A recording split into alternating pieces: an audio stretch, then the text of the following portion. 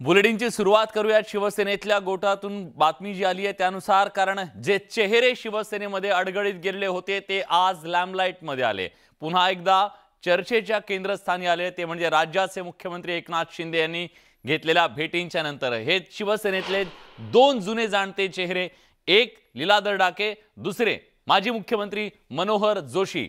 जुन्या जाणत्यांसाठी आता शिंदेंनी फिल्डिंग लावली आहे का, हा सवाल आजच्या या गाठीभेटींच्या नंतर निर्माण झालाय।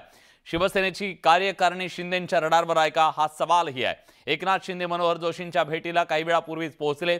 शिवसेनेच्या ज्येष्ठ नेत्यांच्या भेटीगाठी घेऊन शिंदे हे नेमकं काय साधू इच्छित आहे, त्यांच्या मनात नेमकं काय, दादरच्या कोहिनूरमध्ये जाऊन त्यांनी मनोहर जोशी यांची भेट घेतली। आनंदराव अडसूळ सुद्धा त्यांच्यासोबत उपस्थित होते।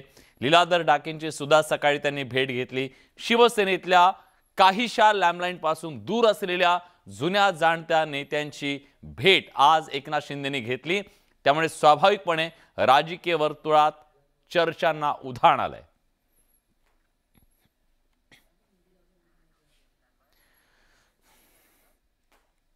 आज दोन जण